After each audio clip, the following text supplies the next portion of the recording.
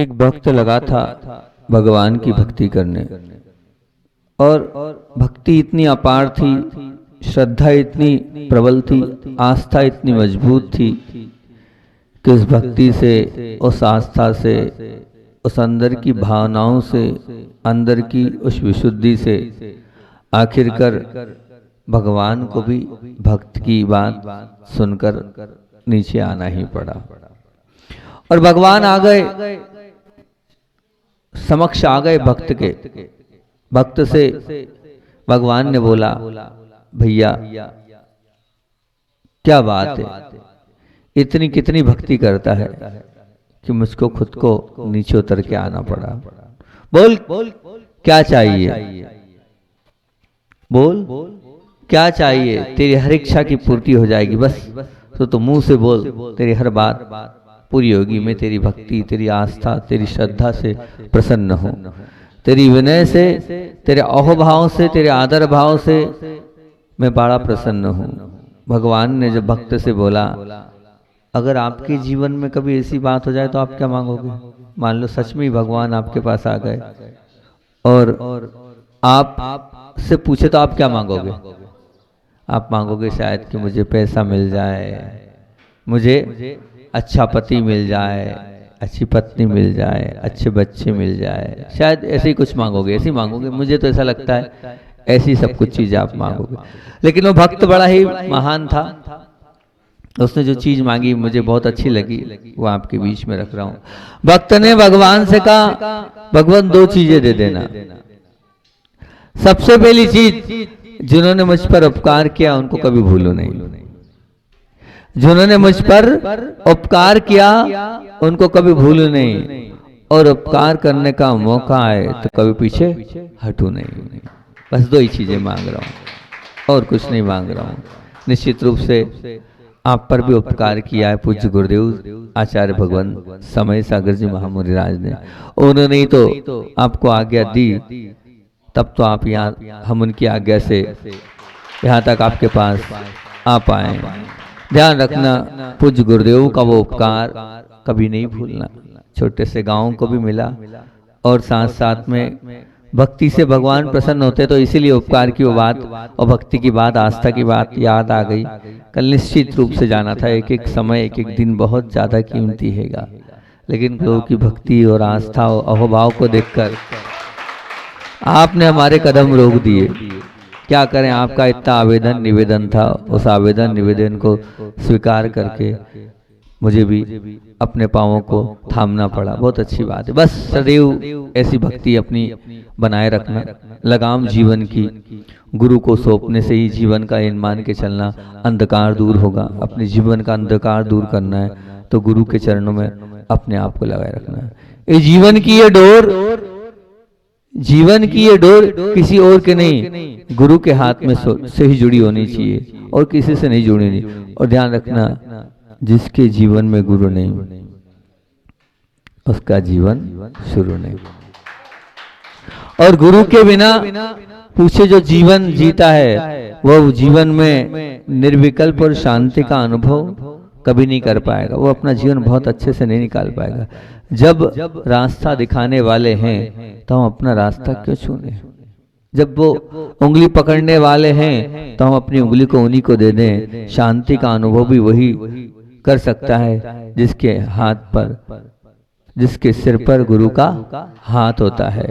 और निश्चित जो गुरु के वचनों में कोई किंतु नहीं, कोई परंतु नहीं करता है, उसका जीवन भी धन्य होता है। धन्य जिन्होंने अपना जीवन का सपना अपने गुरु का बनना और उनका होना और उनके लिए जीना बनाया है। बहुत बड़ी बात बोल रहा हूँ, सुनना मेरे ध्यान से बात को। वे लोग धन्य जिन्होंने अपने जीवन का सपना अपने गुरु का बनना, उनका होना और उनके लिए जीना बनाया है। आपने अपने जीवन में गुरु बनाया है कि नहीं बनाया है? आपने अपने जीवन को गुरु के चरणों में समर्पित किया है कि नहीं किया है? ध्यान रखना, बिना गुरु के तो पशु भी अपना जीवन जीते हैं, बिना गुरु के तो पशु भी अपना जीवन जीते हैं, जी रहे हैं, परंतु गुरु बनाने का मौका आपको और वो भी मनुष्य पर्याय में मिला है। हर किसी को गुरु बनाने का मौका नहीं मिलता है।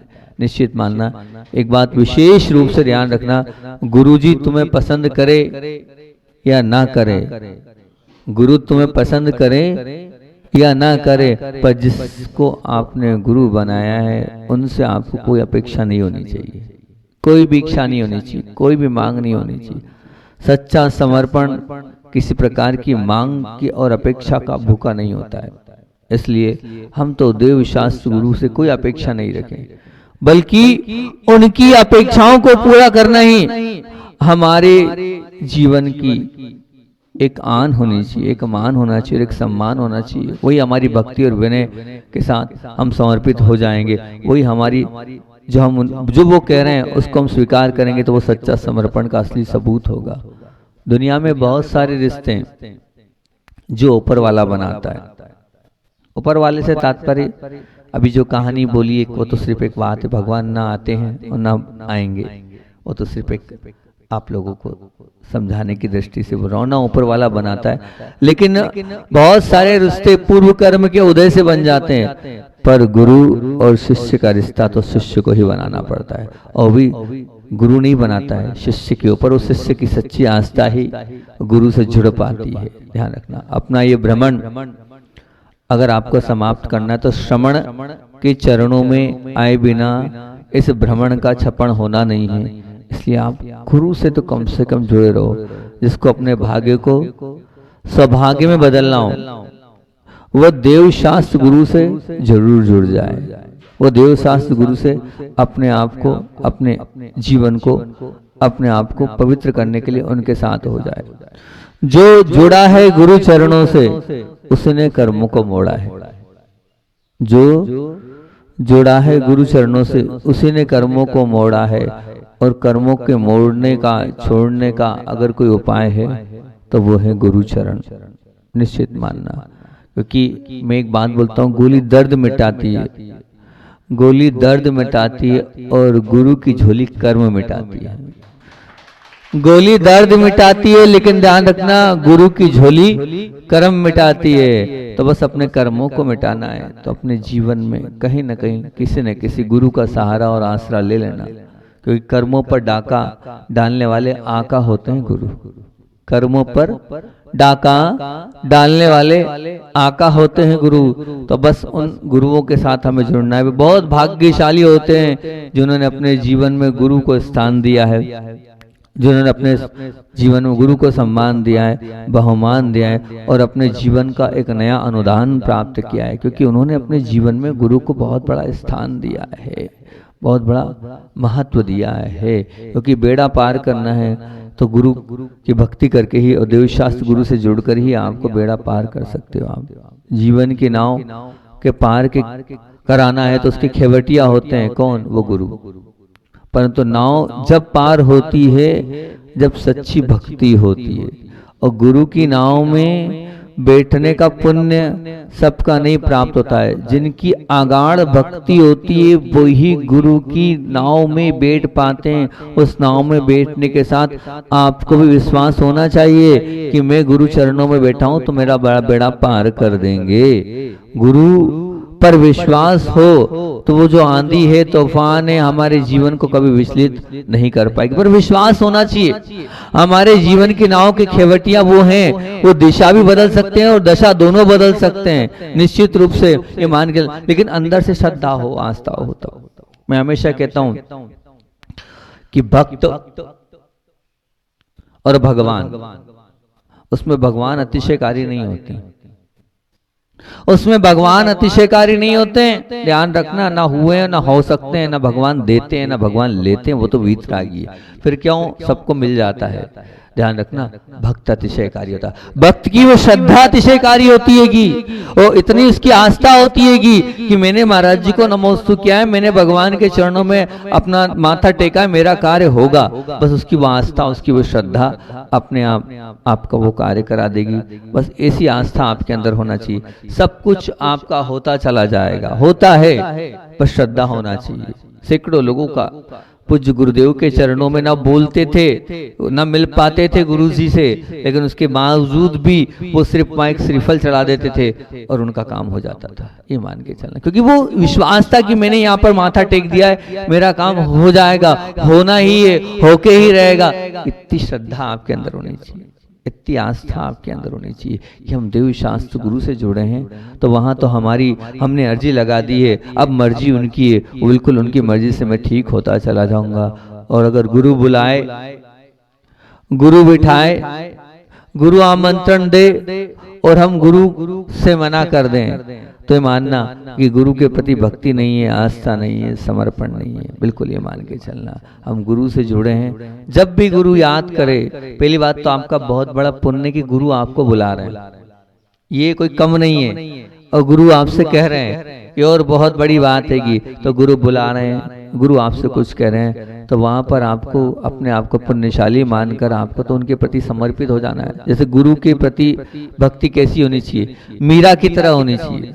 मीरा की तरह पागल हो जाएं आप क्या?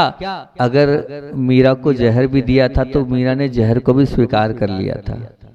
ऐसी भक्ति, ऐसी आस्था आपके अंदर होना चाहिए कि उस भक्ति में जो दिया वो स्वीकार, गुरु ने जो बोला वो हम सब स्वीकार कर लेंगे, हमें कोई मतलब नहीं है। भक्ति में गीत भी होता है और संगीत भी होता है, पर वो अंदर के गीत और भक्ति जब होती है, जब अंदर से प्रीत होती है और वो प्रीत ही बाहर आती है और वही संगीत का रूप ले लेती है। अंदर से ऐसी प्रीत आपके अंदर होना चाहिए।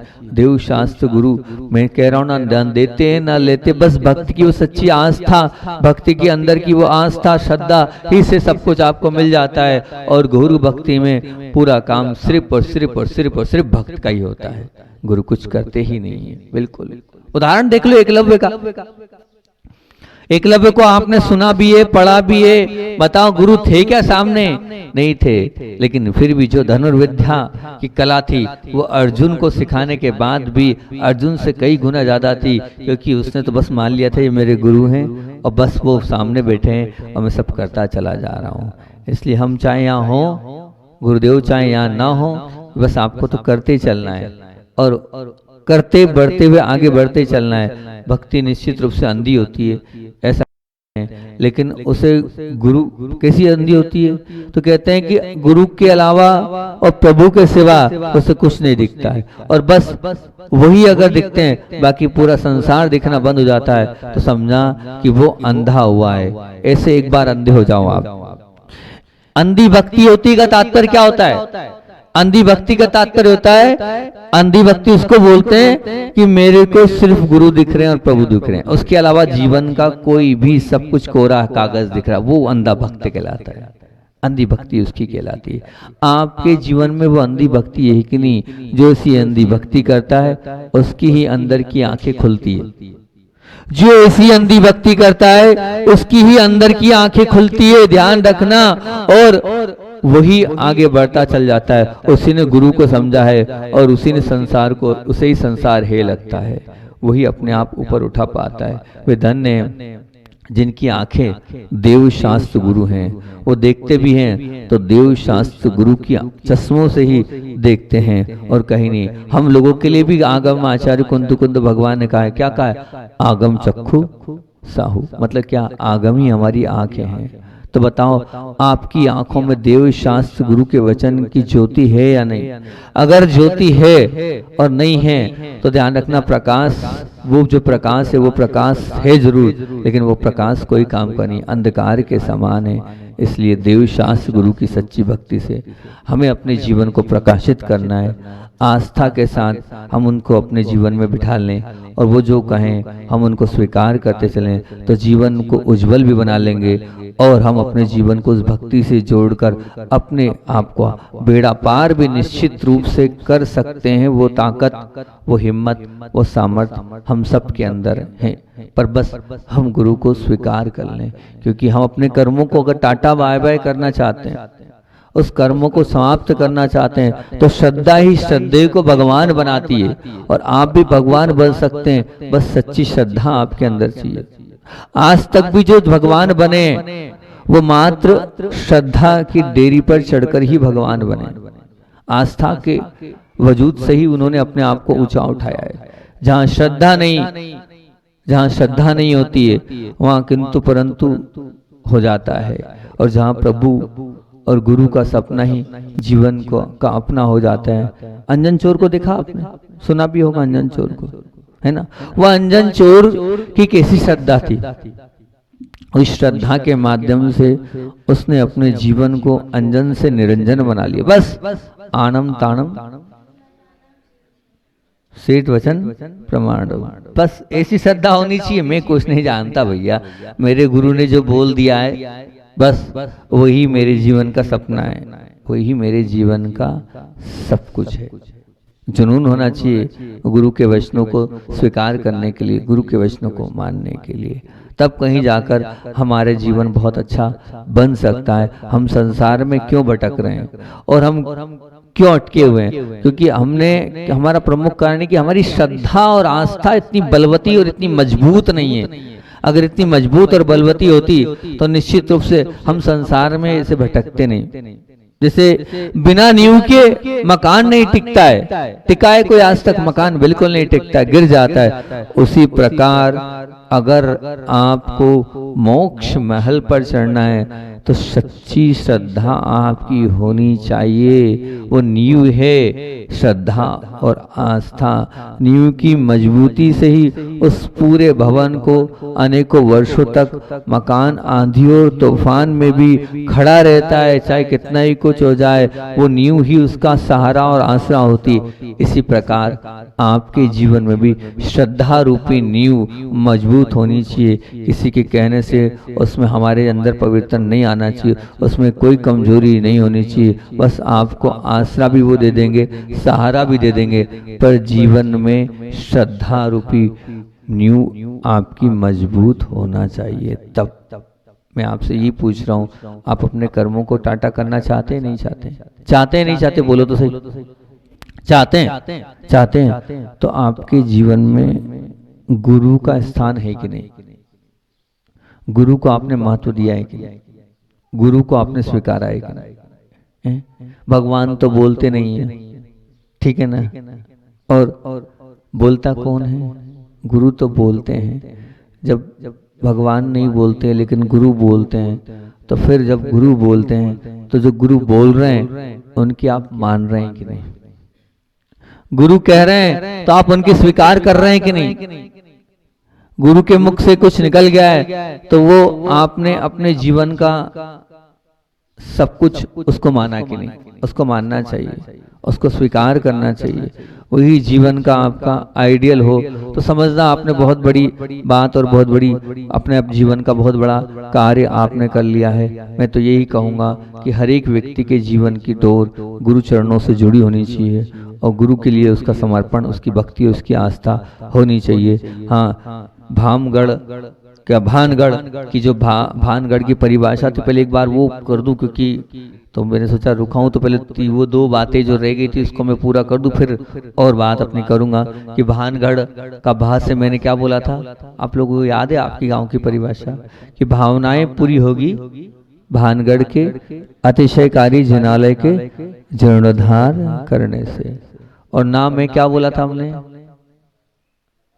नकारात्मकता दूर होगी भानगढ़ के अतिशयकारी जिनालय का जीर्णोद्धार करने से। ग में क्या बोला था?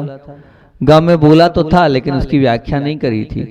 ग में हमने चिंतन किया था कि गलतियां दूर होगी भानगढ़ के अतिशयकारी जिनालय के जीर्णोद्धार से। तो यहाँ गलतियों से तात्पर्य क्या बोलना चाह रहा हूँ मैं? गलतियों से तात्पर्य ये बोल रहा हूँ कि अगर क्या तो हम सबसे गलतियां होती है, हम सब ने बहुत सारे पाप किए हैं। ऐसा कोई भी संसार का प्राणी नहीं है जिसने पाप नहीं किए। लेकिन अब पाप को धोने का मौका है। अगर हमने पाप किए हैं, उन पाप को अगर आप वास्तविकता में पवित्र करना चाहते हो, अपने आप को निर्मल करना चाहते हो, तो जो अतिशयकारी जिनालय बन रहा है, इस जिनालय में अपने आप को लगा दो। अपनी सामर्थ्य के अनुसार, पैसा नहीं, पैसे की आवश्यकता नहीं है, ठीक है ना, पर आपके भावों की आवश्यकता है। काय की आवश्यकता है? आपके भावों की आवश्यकता। अब भाव पर्याप्त है, अब धन की कोई आवश्यकता नहीं। दूसरी चीज, आपके तन की आवश्यकता है। क्योंकि ये जो जिनालय बन रहा है, इस जिनालय में आपका तन भी लगना चाहिए। अर्थात आपका तन से मतलब मैं ये चाहता हूँ कि आप खड़े रहें और खड़े रहकर यहाँ पर जिनालय के इस कार्य को करवाएंगे, इसमें आपका योगदान होगा। तो ये मान के चलना बहुत बड़ा कार्य हो जाएगा। क्यों? क्योंकि देखो बहुत सारे लोग तो ऐसे हैं जिनकी जिम्मेदारियां बहुत कम है, बच्चे लोग संभाल रहे हैं और संभाल रहे हैं, तो वो लोग आकर 2 घंटे 3 घंटे 4 घंटे जितना दे सकते हैं उतना दें। ये आपकी जीवन का गोल्डन समय रहेगा। आपने जीवन में बहुत सारा कार्य किया होगा, खूब दुकानें चलाई होगी, खूब मकान बनाया होगा, खूब घर गृहस्थी आपने करी होगी, लेकिन ये जो पुण्य का मौका आपको मिल रहा है इसमें आप पीछे नहीं हटे। इसको मजबूती के साथ आप करें और जितना ज्यादा समय दे सकते हैं, अब समय की बात है, आप जितना ज्यादा समय दे सकते हैं वो जो समय है वो समय आपके जीवन का कौन सा समय रहेगा? गोल्डन समय। जब आप घर से निकलेंगे ना, घर से निकलते ही आपके पुण्य का मीटर चालू हो जाएगा, ये मान के चलना। क्यों? मान लीजिए आप किसी से बात भी कर रहे हो, काय के लिए? पत्थर के लिए बात कर रहे हो, कारीगर से बात कर रहे हो, या और किसी से पैसे लेने देने की बात कर रहे हो, तो जो पैसे लेने देने की बात भी कर रहे हो उन सब बात में क्या होगा? सीधे सीधे आपके लिए पुण्य का खाता ऊंचा उठता चला जाएगा। ये कार्य कोई छोटा मोटा कार्य नहीं है, बहुत बड़ा कार्य है। इसलिए हमने जितने पाप किए उन सब पाप को धोने का अवसर आपको मिल रहा है, वो सब पाप आपके स्वाह हो जाएंगे। इसलिए तन से, मन से, धन से, माताएं बोले हम क्या करें, हम तन कहाँ लगाएंगे? ठीक है, धन हमारे पास है नहीं, तो आप तो मन से अपने आप को लगा दो। आप तो मन से प्रतिदिन जिनालय के निमित्त से 2 बातें कल करना भूल गया था मैं, कि कम से कम एक वस्तु का त्याग कल कराना था, लेकिन कल इतना अच्छा से नहीं करा पाया। अब जब तक जिनालय नहीं बन जाता है तब तक के लिए एक एक वस्तु का त्याग कर दो।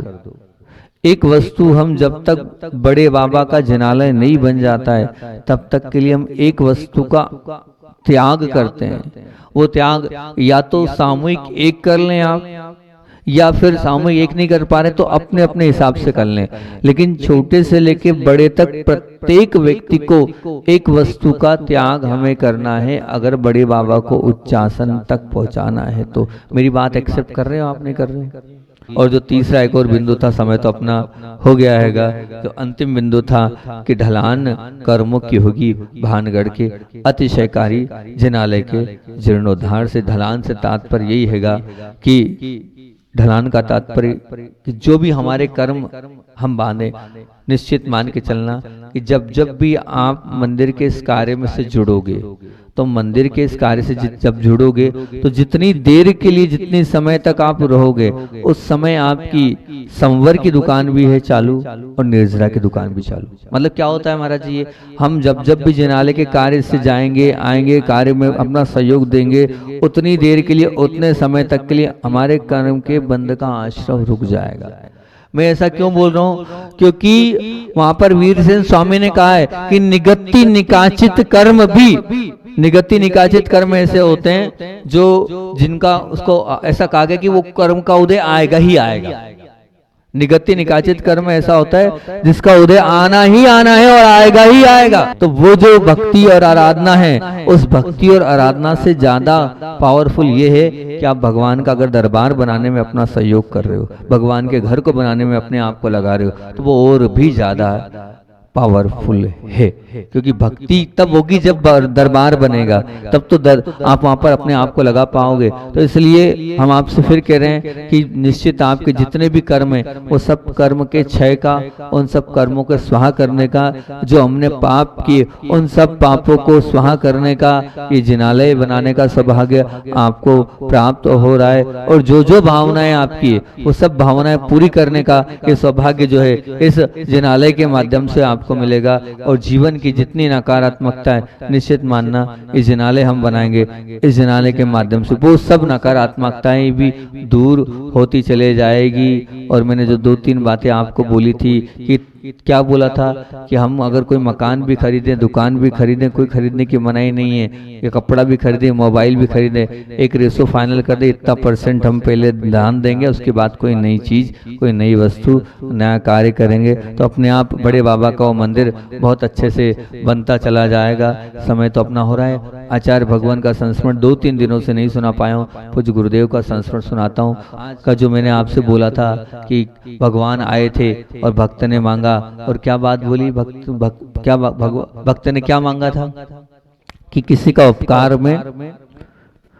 उपकार में भूलू नहीं, और उपकार करने का मौका आए तो मैं कभी पीछे हटू नहीं। बस तो बस पूज्य गुरुदेव का वो उपकार है। गुरु से अपने आप को हमेशा जोड़ के रखना है। अपने जीवन में गुरु नहीं तो अपना जीवन शुरू नहीं। इसलिए जो भी आपको निर्णय लेना है, गुरु चरणों से जुड़कर और गुरु को बताकर और गुरु को अपने जीवन की डोर सौंप देना, सब कुछ आपका निश्चित रूप से कल्याण होता चला जाएगा। आचार्य भगवान की बात को बोलकर अपनी बात को विराम देता हूँ। पूज्य गुरुदेव किस प्रकार से मोटिवेट करते हैं और किस प्रकार से हम लोगों का प्रोत्साहन देते हैं। एक बार की बात है, और गर्मी में बिहार चल रहा था, और गर्मी में बिहार में जब गर्मी के बिहार में अंतराय आ जाता है तो बड़ी वेदना होती है, क्योंकि सबसे ज्यादा लू और उस तपन में प्यास बहुत लगती है, और उस प्यास में, और वो भी बिहार चल रहा है तो और तकलीफ होती है। खाने पीने के बाद हालत खराब हो जाती है, तो फिर उसके बाद अगर अंतराय आ जाता है तो और हालत।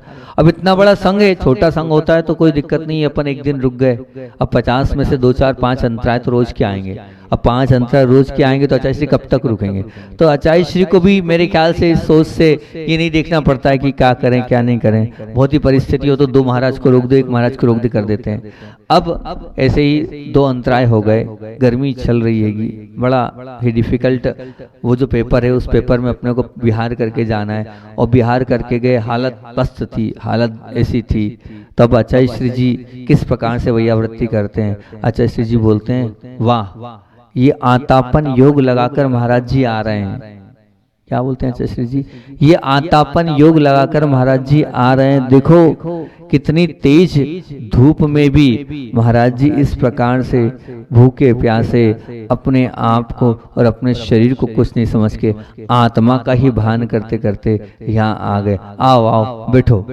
धूप जब आए कोई महाराज जी बिहार करके तो उनके लिए कहा आओ आओ बैठो, और उन्होंने बड़े प्यार से उनको बुलाया। अब जितनी थकान थी, जितनी पीड़ा थी, जितना कष्ट था, गुरुजी ने आओ आओ बैठो बैठो, और 10 लोगों के बीच में ये प्रशंसा कर दी कि आतापन योग लगाकर आ रहे हैं। मात्र धूप में बैठना ही आतापन योग नहीं है, रोड पर चलना, और धूप की रोड पर चलना, और गरम गरम रोड पर चलना, और वो भी अंतराय में चलना, और भी 2-2 अंतराय में चलना, वो और कठिन होता है। इतनी सी बात बोली, पूरी भूख और पूरी प्यास सब मिट गई, इतने से वात्सल्य में और इतने से स्नेह में। ऐसा पूज्य गुरुदेव हमेशा पूरे साधुओं का ध्यान रखती। बोली आचार्य भगवान विद्यासागर जी महामुनि राज की जय।